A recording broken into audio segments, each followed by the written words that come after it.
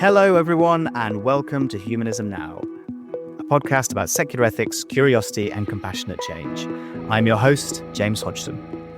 Ceremonies mark some of the most profound moments in our lives, and today we're exploring how humanist ceremonies are shaped, supported, and shared throughout Europe.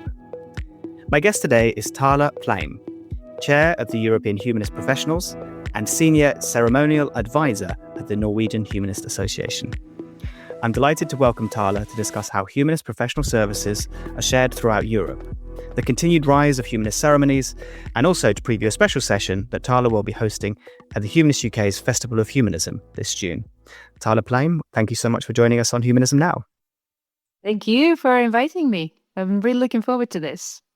My pleasure. Very good to see you again. So as mentioned, you are the current chair of the European Humanist Professionals. Could you perhaps start by sharing for our listeners, what is the EHP, who it's for, and how you're connecting humanists throughout Europe? Well, I wanted to sort of start a little bit of the history of EHP, European Humanist Professionals. This small little organization is nearly 40 years old. People before me have been working to gather humanists in Europe for a very long time. And now the EHP, who we are, a board of people from different countries in Europe. We have Iceland, Belgium, Italy, myself from Norway, and you, James, from England. You are on the board of EHP as well. So that's how we know each other. And EHP, what we are for is really just to focus on humanist services in Europe. So we want to reach all the people in Europe who do humanism in practice, basically, who do humanist services. And the way we reach them is through webinars. We just had a great webinar in February about chaplaincy in Belgium with Professor Carmen Schumann. And we had over 50 people coming into that webinar from all over Europe. And then we do workshops, like we're going to do workshops in Bournemouth in June. And we have had conferences. But it's all about getting people together and doing humanism in practice. And I think it's very interesting as a pan-continental organization that you talk about humanism in practice. I assume it's practiced very differently in different countries, and each country brings its strengths. So what are some of the main learnings that you've had being part of the board, seeing how humanism has been strengthened in different countries? Are there some examples of countries, for example, that are really making great strides? The reason why I said yes to chair, or I started by being a board member first, and then I was asked to take over the chair role. And the reason for that is that it gives me so much joy in life to see how people in different organizations in Europe do, for instance, ceremonies in a different way than we do in Norway. So I'm always learning something. And I get inspired by how people do it. And so it's just like an endless way of just being inspired and learning and being motivated over and over again whenever I meet a European humanist. That's the point, really, of EHP, that we can learn from each other and see, for instance, humanist funeral. How do you do it in England compared to how do we it in Norway, for instance? Because that's a good thing about humanism. We don't have a book that says this is how you need to do it. It's not like that at all. We have freedom and we can do whatever we want. And so it's important to learn from each other. Absolutely. And that's definitely one of the things we hear, particularly in humanist ceremonies, that there is the freedom to really conduct those in whatever way people choose. But of course, humanist professionals covers a wider remit than just ceremonies as well, in terms of, I guess, education, chaplaincy. As the three sort of strands that we do is ceremonies, education, and chaplaincy. And you think, oh, maybe that's sort of easy in a way, but it's not, because when you get into it, like I just said, ceremonies are different from country to country. Chaplaincy or existential care, that's the same thing, is very different from country to country. Some countries don't even have it, and others have a lot of it, like in Netherlands and Belgium. They're very good when it comes to chaplaincy. And then education. And education could be anything from children up to adults, right? When it comes to humanism. And what we do in the Nordic countries is confirmation for humanist confirmation for teenagers. And so that's how we see humanist education. Yeah, that's very interesting. I don't think we've discussed humanist confirmations on the podcast previously. Could you explain what a humanist confirmation would look like in practice? Sure. This is actually our biggest activity in the Norwegian Humanist Organization. And it's connected to our confirmation tradition in Norway. With the church, before in the 200 years from now, if you didn't have a confirmation in the Norwegian church, you couldn't get a job, you couldn't get a house, you weren't an adult, basically. So religious confirmation was what everyone had to do. And then in the 1950s, there were a group of people in Norway who said, you know what? I don't want my child to have to stand in front of a priest and lie like I had to do. So I'm going to change that. I'm going to make sure that there is an alternative for my child when my child is 13, 14. And that was the start of the humanist movement in Norway. People reacted to the religious confirmation and that people had to do it. They didn't have any freedom.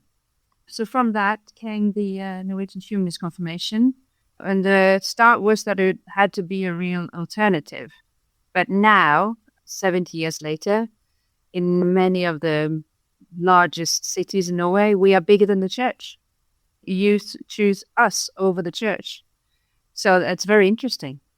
My organization have been part of changing Norway, making it more democratic, making it easier for people to choose, having real alternatives.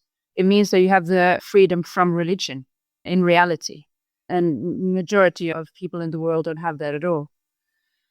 So I'm so proud of being part of this work that we do. It's really meaningful for a lot of people.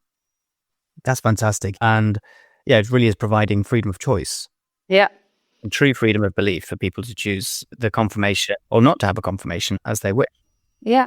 Actually, my kids know me, of course, and what I do. So my eldest son, when he was 13, came to me and said, Mom, he was like testing me. Mom, what would you say if I chose Christian confirmation? And then standing there like, what do you think? And I was like, you know what? You have three alternatives. It's Christian confirmation, humanist confirmation, or no confirmation. But whatever you choose, you have to come back to me and explain why. And whatever you choose, we're going to have a big party for you. So don't worry about that.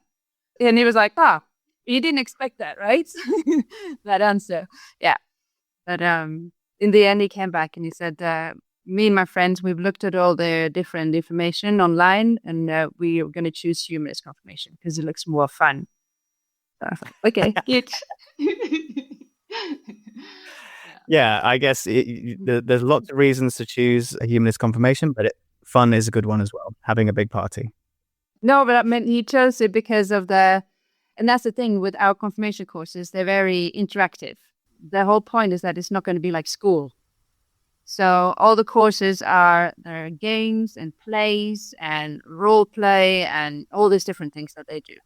And going on a camp for a weekend, that's what he chose, being away from his normal peers, going to camp with strangers and course leaders and have activities about humanism and about critical thinking and identity and moral and ethics and lots of different interesting things.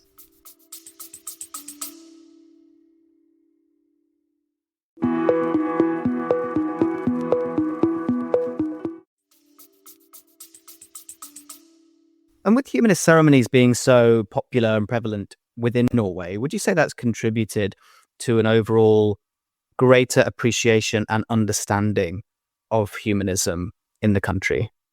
In my organization, we say that now we have something like 200 or more than 200,000 members. But we say in our organizations that most Norwegians don't even know that they are humanists, but they are in a sense, because With the state church, before, if a child was born in Norway, it was automatically registered in the state church. And so a lot of people in Norway are still registered in the state church, and then they don't even know it. But whenever we have like a public opinion kind of thing, the majority of people answer that they don't believe in a God. And it doesn't mean necessarily that they are humanists, but it just means that the majority of people in Norway don't believe in a God, even if they define themselves as atheists or agnostic or humanist. It just means that we as a movement have reached high numbers compared to in other countries. And our numbers go up, membership numbers, because being a member of our organization is free. After we changed that, we used to have to pay a fee before, but after we changed that, we've seen an increase in our numbers.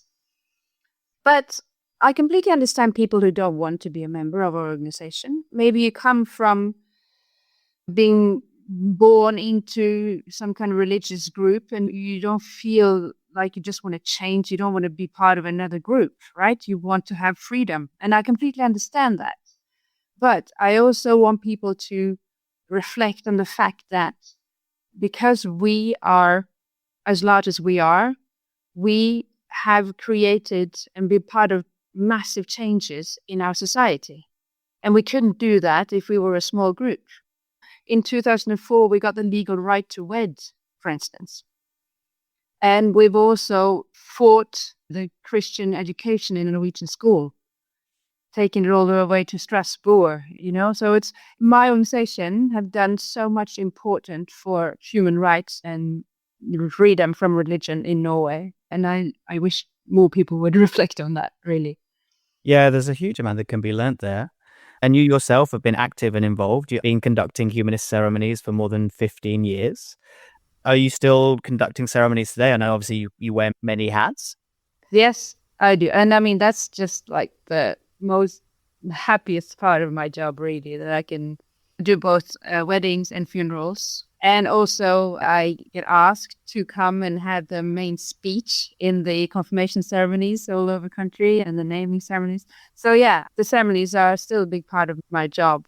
And that's where I really see the meaning of what we do, because you get so close to people and being part of that, maybe that most important day for people when they get married, and I'm standing there and wedding them in a humanist perspective, and all the guests see and hear what this couple choose to do together. It's amazing. And are you still ever surprised or encounter a new original way to have a take on a ceremony? Yeah. And that's where this European work comes in, right? To really get inspired and learn from each other. Because in Norway, and maybe in most countries, people are quite traditional when it comes to the choices that they make when they choose to get married or at a funeral. They're quite conservative in a way. They just want to do what everyone else have done and do. If I can get connected to the wedding couple or the bereaved family and talk and make it maybe a bit more creative ceremony, maybe think about something that they can do that's personal to them, they get very surprised almost. They're like, wow, can we do that? Can the coffin be pink? Yes, I can. If your mother loved pink, of course it can be pink. So it's just things like that are very interesting to, spend time talking to these families and couples about. I think it's natural to fall back on the traditions and rituals that have gone before. So it's nice to have that. It is just about asking questions, isn't it? And it really is as flexible and as open as people want it to be. That's what humanism is about, isn't it? That we have the freedom to do whatever we feel is right for us. So when it comes to a funeral, you can do actually whatever you feel is right for that family. You can make it as personal as you want, but still keep it meaningful and with the same sort of atmosphere, the right atmosphere that they want.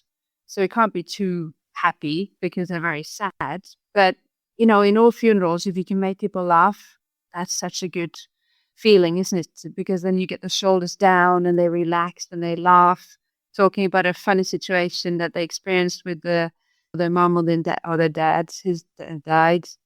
And in your role with the Norwegian Humanist Association, obviously, I think you oversee ceremonies and the professional celebrant community. What is the accreditation training process like to become a celebrant in Norway? We say that our ceremonies are conducted and done by volunteers. But normally people think volunteers as not being paid. Through the years in my organization, we've decided to pay majority of our volunteers somehow for the work that they do. So they get a sort of a little symbolic sum for the work they do because they are our representatives doing humanism in practice. But yeah, so you have to be a member to become a celebrant. And then we have a recruitment process with interviews and all these different things that happens in a recruitment process. And then we decide who we train based on what the organization needs. Let's say we need someone in Bergen or in northern Norway, then we'll give you a place on the course. But if, like in Oslo, we don't need any more celebrants, so we don't take people from Oslo, stuff like that. So that's the sort of discussion that we have. And then we have the course. And our course is for wedding and funeral is quite similar because there are a lot of similar things that they need to learn to be a celebrant or a ceremony leader, as we call it, and how to create a ceremony. So it's digital, and then it's a physical course at the end. And then we have an exam to make sure that they know what they're doing, and then they are let free, and then they can do ceremonies all around Norway. So despite calling people or referring to them as volunteers, it's a fully sort of accredited process in order to conduct. Yeah. And that's, I think, what, it's important for us to maintain the quality of what we do, because in every ceremony, there are new people, new eyes who've never seen us before. So that's why this training and accreditation, we have a yearly accreditation with all our ceremony leaders, because quality is very important. You've mentioned that Norwegian Humanist Association is one of the most established and I think largest in terms of number, or certainly percentage of the population in terms of your membership. What do you think that other humanist groups around the world can learn from the Norwegian Humanist Association, from your model, and in growing and establishing humanist groups? We get state funding. That's quite a big thing. It helps a lot. Yeah. So that's amazing. And that's why we have, I think now, 120 staff in my organization. So we are a big organization just for that reason. And we have thousands of volunteers because we can pay them, because we're able to do that. But we have helped, especially the other Nordic humanist organizations, and they have helped us in terms of how to set up our organization and how to recruit volunteers and that kind of thing. So that's like an ongoing work, isn't it? To see how other organizations do it. And actually, what I've learned in this European work is that small organizations can very often have a more efficient way of doing something than us large organizations. So, for instance, Lithuania, the humanist organization in Lithuania, are great. And they are so few people, but they can do a lot because they are small. And we've learned a lot from them. And so I'm very for the thinking of we all have something that we are good at, and we all have something that we can learn from another person or another organization. So that's the same from our organization as well. Exactly. Very true. And I know you're facilitating that knowledge sharing across the different groups. And actually, before we come back to the EHP, what are some of the main priorities, top campaigns within the Norwegian Humanist Association currently? Of course, we always sort of work with our ceremonies, but at the moment, we also have a couple of political projects. One I'm part of is going to be a Norwegian general election next year. And so now one of our political projects is creating a sort of lobby group with volunteers around Norway who will start lobbying the political parties where they live. And the reason for that is because we don't have good neutral location, for instance, humanist funerals all over Norway. So very often people are forced to use a church for their funeral because there's no neutral location that they can use or neutral room. So that's the sort of political lobbying project that we're starting now to prepare for the general election next year. Another thing is my organization have sort of realized the last few years our role and maybe responsibility in being on the right side of what's happening in the world right now. And by that, I mean making sure that we talk about democracy and talk about freedom of speech and really sort of use our role in Norwegian society to be a voice in that work. And I feel that's very important because humanism and freedom of speech and human rights and all these kind of things, they are connected together, right? So it's very important for us to be part of that positive voice in Norwegian society.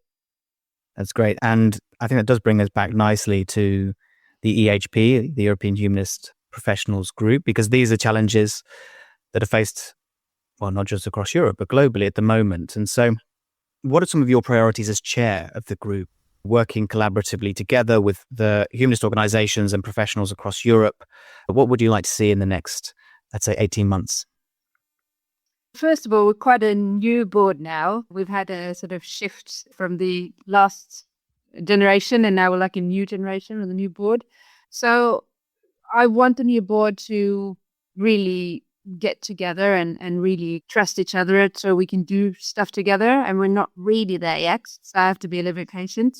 But what's that in place? What EHP are good at historically is getting people together. And that's the aim still for me as the new chair, is getting people together, because very often humanists around Europe feel quite alone in what they do. And it's our role to get them together and show, what you do is quite similar to what another person does. And our aim is the same, humanism in practice. So, for instance, I'm really looking forward to June when the EHP are invited to Humanism UK in Bournemouth for the Humanism in Action Day, having a workshop with people there. So, yeah, I'm looking forward to that. That will be great. And I know a lot of the other board members will be in attendance as well. So it's a great chance to meet the representatives, but also meet potential other humanist professionals, because many people will be traveling in for that event. What can people expect from your session at the Festival of Humanism in Bournemouth? Yeah, we're actually going to talk to people from Humanism UK later this week to set the sort of detailed content of the workshop. But yeah, I can't say anything yet. But it's going to be a workshop. It's going to be interactive, and it's going to be within the topics that EHP do. So ceremonies, confirmation, youth work, education, or chaplaincy somehow. Wonderful. And if anyone listening would like to get involved, find out more, volunteer with the EHP, what is the best way to get in contact? Well, actually, the best way is to contact me directly as the chair. We can hopefully include some links to contact details, socials, to get in touch with Tala directly. Well, Tala, thank you so much for taking the time to join us on Humanism Now. Before we go, we have our standard closing question. What's something which you've changed your mind on recently, and what inspired that change? You know what, James? I change my mind probably every day, because I have an example from yesterday in work. We were discussing something and I was sure that what I meant was right. And then my colleague says something more interesting or better, and then I change my mind, because I'm completely open for other ideas than mine if it's better than mine. And he usually is. So I change my mind all the time. Wonderful. Well, Tala, Pleym, thank you so much for joining us on Humanism Now. Thanks for listening to Humanism Now. If you like the show, please leave us a review. It helps more people find us. Support us from just £5 a month for exclusive content and to shape future episodes, and we'll plant a tree each month in your name. Follow us on all socials at Humanism Now Pod and help spread curiosity, compassion, and human progress. Humanism Now is produced by Humanize Live, creating world-class podcasts, videos, and events for purpose-led individuals and organizations. Learn more at humanize.live.